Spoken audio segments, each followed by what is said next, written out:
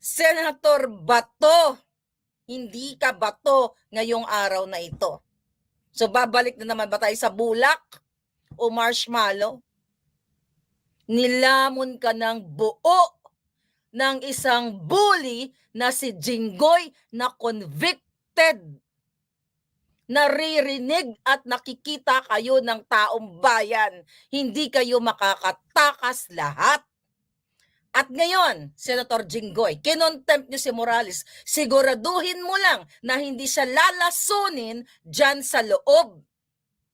Sa utos ni Lisa Marcos, ni Bangag Jr., ang issue nyo, PIDEA leaks, na si Marcos Jr. ay suminghot ng white powdery substance. Pero yung si Jinggoy na bully,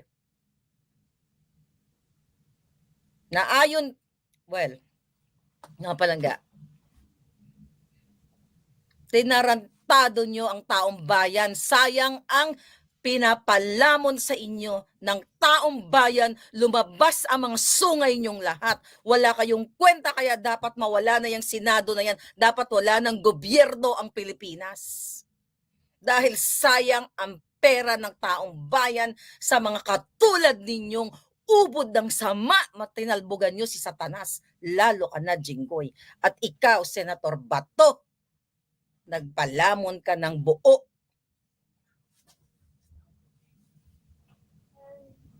Labas mo muna. Just doon sa kabila. Labas mo na. Please.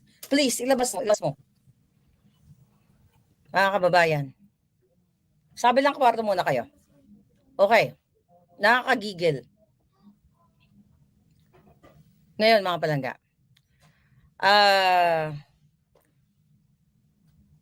Nakakagalit. Sana mga kababayan, yung malapit dyan sa Senado, please, suportahan natin si Agent Morales. Sana mag-vigil kayo. Ipakita nyo, bahain nyo ang support sa kanya. Nakakatakot po ngayon ang sitwasyon ni JM o ni Jonathan Morales dahil ang intensyon ni Lisa Marcos at ni Bangag talaga ay kitilan ng buhayan. Huling-huli sa CCTV. Ito nga, Senator Bato. Dinurog ni Jinggoy yung tungkol sa PDS, pero hindi siya nagwag espiritu o ang pagkatao ni Morales, kayo ang nadurog. Pero Senator Bato, nung kini-question ka ni Morales na ipatawag ang sangkot na si Lam, na si Lisa Araneta Marcos, tapos sabi mo, hindi mo na ganito ganyan, anong kadyutahan yan? Exempted si Lisa na mastermind ng paggurgor? Ganyan baka ikaw mag-isip? Bisaya di ay ka. Asa mga itlog ni mo? Nagpalamon ka kay Jinggoy. Asa man ka? Talawan yun ka, no? Talawan ka kay Lisa? Ano? Abi na ako, ang mga Bisaya, isog. Kaya maisog. Maisog, walang itlog. Ayaw may patawag si Lisang mastermind. Sino siya? Ano nga doon? Exempted siya. Manggugurgur siya. 3 ang death threat ko, Senator Bato. Tandaan mo, galing kay Bangag at kay Lisa. Gusto nila akong gurgurin. Gusto rin nilang gurgurin si Morales dahil nauungkat na at lumalabas na ang kanilang pagiging mamanggurgur. Talawan good ka. I'm not supposed to say that. Nasa magbayag ni mo? Nagpalunok ka kay Jinggoy? Ano ka? Takot ka kay Lisa? Sino yung jutang gininang yan? Isang drogista. Isang bangag. Isang manginginom. Isang mangangamkap. Isang kidnapper. Isang smuggler. Wala kayong kwentang mga nilalang. Buisit kayo. Pinakontempt mo, Senator Bato? Ikaw ang chairperson? Tapos nag-sorry ka kay Picoy? Pasensya man na. Putang ina.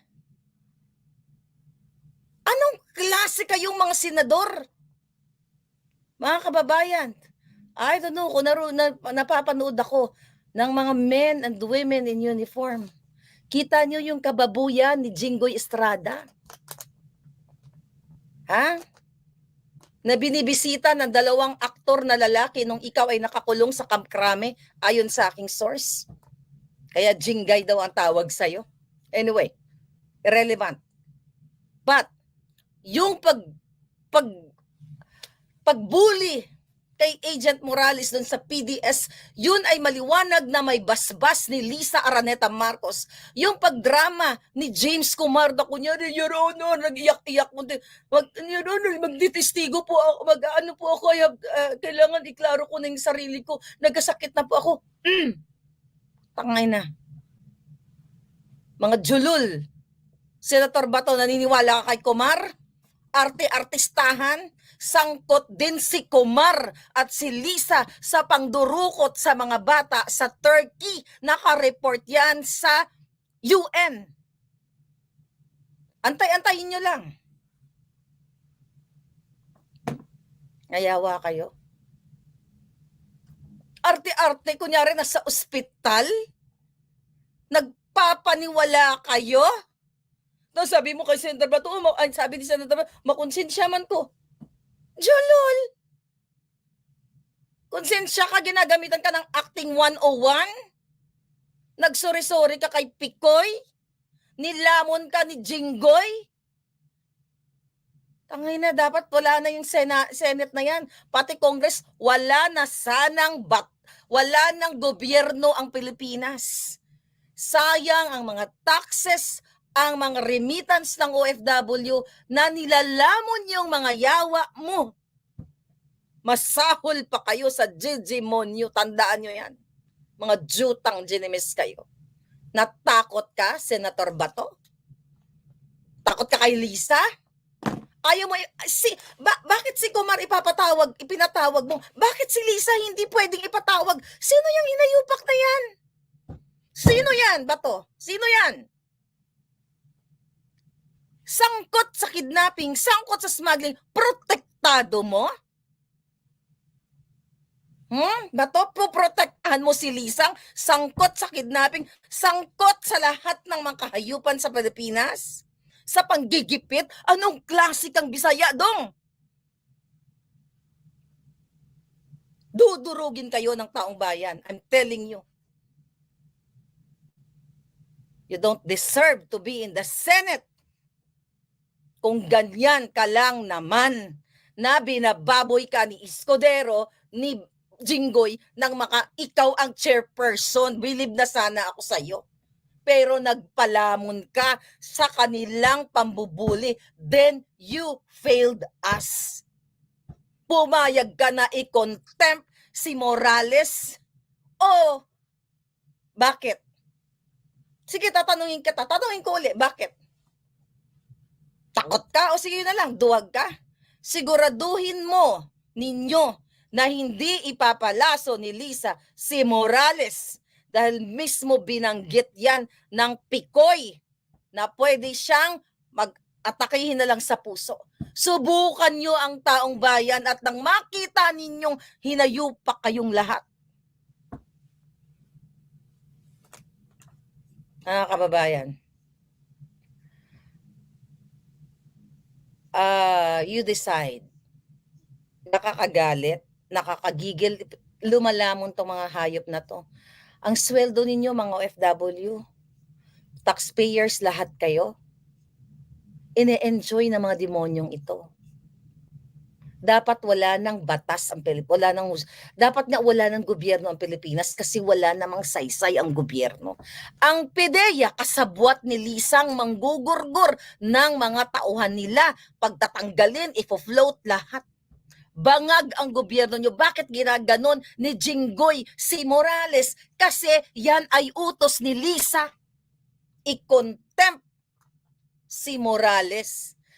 Sa kamag-anak ni Agent Morales, puntahan nyo po si Agent Morales at huwag nyong inumin ng tubig o pakainin sa Senado.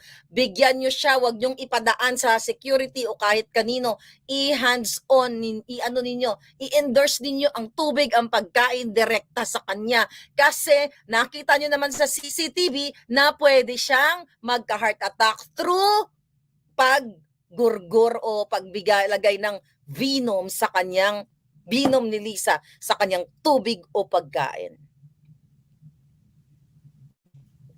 Nakakagalit, mga kababayan. Kaya I don't know sa inyo. Minsan inisip ko na lang, sabi ko, siguro swerte na rin ako kasi wala ako sa Pilipinas. Kawawa kayo mga naiwan, eto yung gobyerno ninyo. That's why I'm fighting kahit buhay ang kapalit. Nakita niyo yung ginawa nila kanina sa Senado?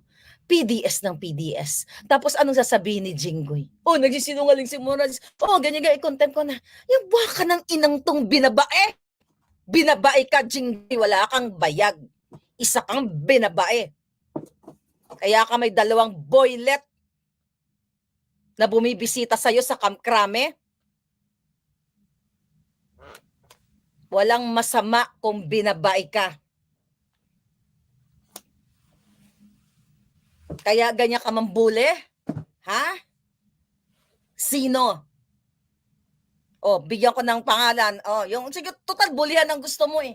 Bulihan mga kaibigan ang gusto niya. Sino tong artista ang pangalan? Gerald. Ewan ko ano apelyido nun. Sino ang Gerald? Bulihan ang gusto mo?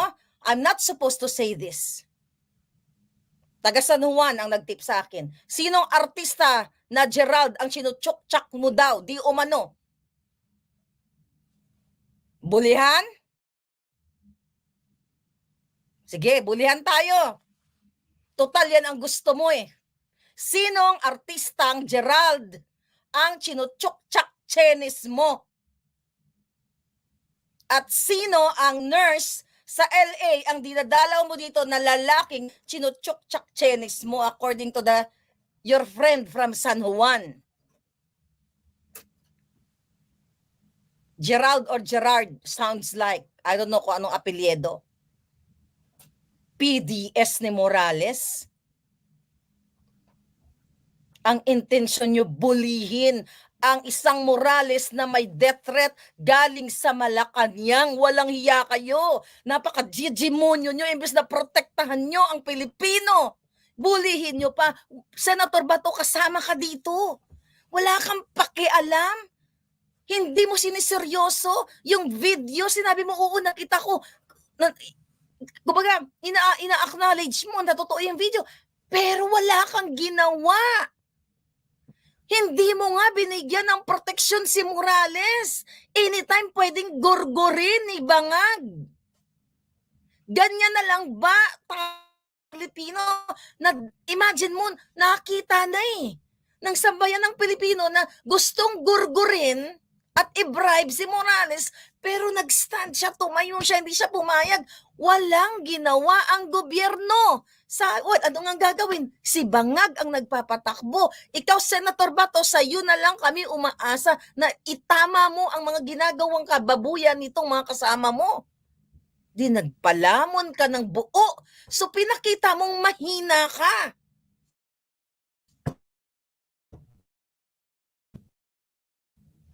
Ng promotor ang baka ng inang babaeng yan na lumulunok ng pera ng bayan, nagpanalo sa loto, nag-loan better, kumukubra ng pera ng bayan, hindi mo nakikita.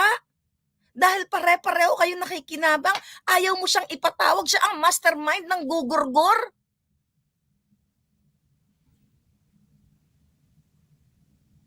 Kung pwede lang, umalis kayo lahat sa Pilipinas, ano?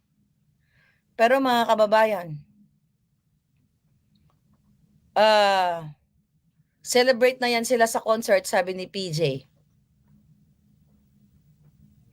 Walang kwenta mga senador. Lahat jotahan lang ang alam. Maliban sa mga amoy tae kayong lahat.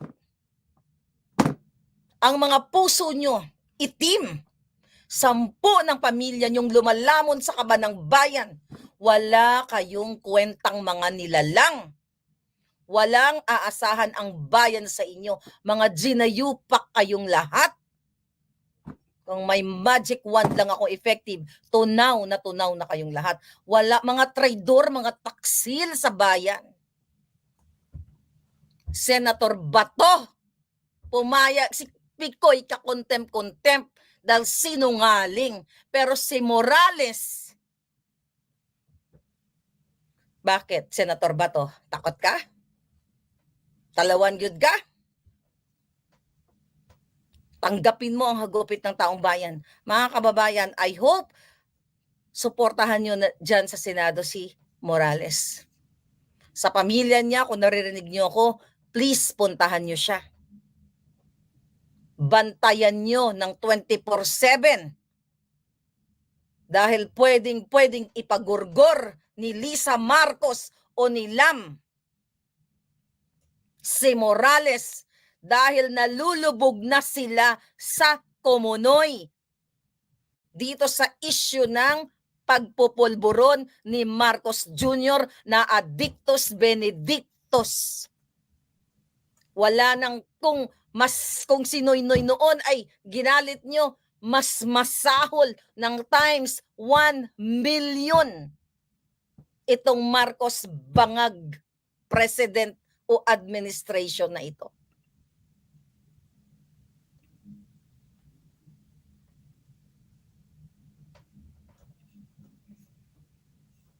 Halata naman na adikto si Kuting. Mga kababayan, Jinggoy, sino ang lalaking kinalantari mo? Bulihan ka mo eh. Oh. Sino? Bakit ka pumapatol sa boylet? Wala namang masama kung inaamin mong girl lalo ka. Pero nagpapaka-macho-macho ka, convicted ka. Sino ang chinuk-chak-chenis mo? At binilhan mo pa daw ng Bentley ang lalaki dito. Ayon sa aking source, sino ang lalaking binilan mo ng Bentley? Saan galing ang pera? Pera ng bayan.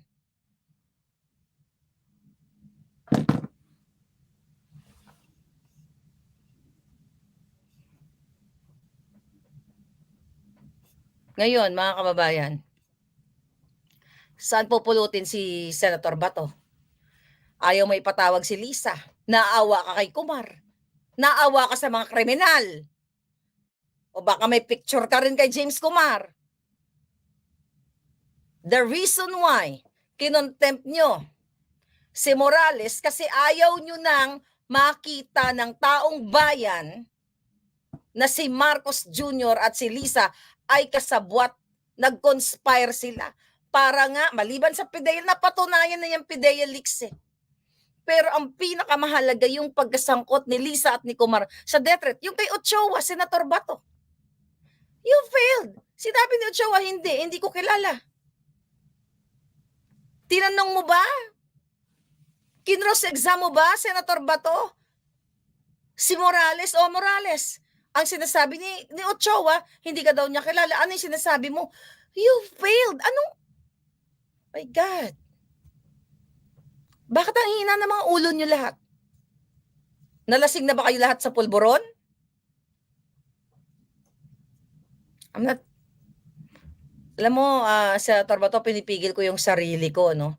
Dahil gusto kong magpasalamat sa iyo, no, na nag-open ka ng investigation. Pero ano pumasok sa utak mo? Bakit walang cross-exam si Ochoa? Ibig sabihin, statement niya lang, one-sided yun eh. Sinabi ng Morales na si Ochoa ang nag-utos kay Gadapan na ipatigil ang pag-grade kay Marcos Jr. Sinabi ni Ochoa sa'yo, oo. O, anong sagot mo? Thank you, sir. Thank you, sir. Thank you for answering. Kaputan. Thank you, sir. Thank you, sir. Nasaan yung pagiging tough, firm, and smart? Okay, sir. Okay, sir. Ang nag-aakusa, ang nagbigay ng statement, si Morales, na sinasabi ni Morales, pinatigil ni Ochoa. Sinabi ni Ochoa, hindi totoo. Natural, ganun talaga, i-deny niya. Tapos nag-stop ka na lang sa ganun. You're not gonna win. Jinggoy, kung hindi kayo mandaraya, hindi kayo mananalo sa sunod na mga eleksyon. Tandaan nyo to, mga kababayan. Mga kapulisan, kaparean, lahat kayo. Kung meron pa kayong mga moral values sa buhay ninyo, hindi naman ho siguro kayo syunga. para hindi makita o kung hindi kayo nanood, panoorin ninyo para marinig ninyo kung gaano na kalubog ang Pilipinas sa mga ganitong klaseng itinalaga diyan sa Senado. Kaya kaluluoy talaga kayo mga palangga. Kawawa kayo. Every election ginagamit kayo. Tapos mismo ang bubuli sa inyo yung jutang ginemes na mga senador. Katulad ni Jinggoy na binabae. Isa kang binabae. Wala kang balls.